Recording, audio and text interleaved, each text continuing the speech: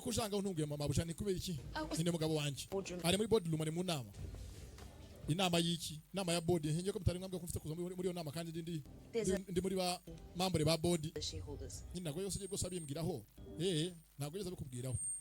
sasa umunyijemo nta kundi ndahageze bapanze byose namahanga abashahurudazi batamubwiye yajange nama ayitumiyemo ngiyayibonga cela ukushiye khona lapho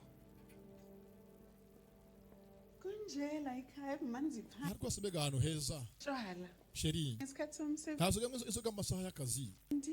urakeye niki kuri aha ngaha nalomien nga Joyce nyine nje kwagwese ko umugabo wanjye tuvugane murebe mu maso mubaze ahasigaye kuri imbaraga zifata imyanzuro nkire yafashe nakiriye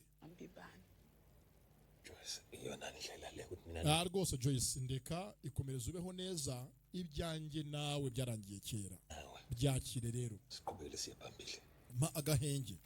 ibingibi by'umwabo byarangiye kera fata umwanda wawe ntago nje nabisinya awunayo choice ntago ufite amahitamo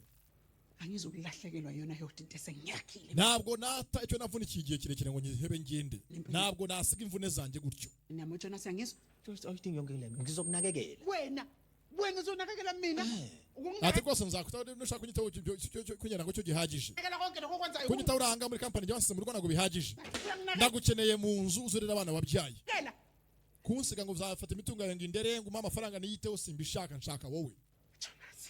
imina ngakusiza waya aha ngaha uri uyu munsi hakoshya twebwe twarahazamukanye kayonke lento nayo byari imbaraga zacu nyine nawe twembi wena 20 years wonke navunikiye imyaka veni mvunikira ngo ugere aha ngaha nk'umugabo uhagaze ahagarare 20 years engakunika wona impilo yami yonke kodwa wena naguhaye byose mfite byanjye ngo ubuzima bwanjye bwose guhamagara nabwo amagara yanjye wakhetha ukuthi ufuna ukuyilahla none byose ugiye koko kubita pe ubigira umwanda hejuru y'indaya y'imbeshu ngo mwaryamanye ngo yagwaye umusuwagege nago umupuri watuma umuntu mwabyaranye mwabanye igihe kirekire lenze kuvulele sekumele uhambe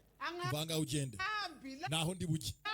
ngihleli la ngizoza ndaguma hanga naho ndi buke zinzala uzobiza mase umva ndahamagara abasekirite ayibo babiza ngabahamagare phela bushe sekirite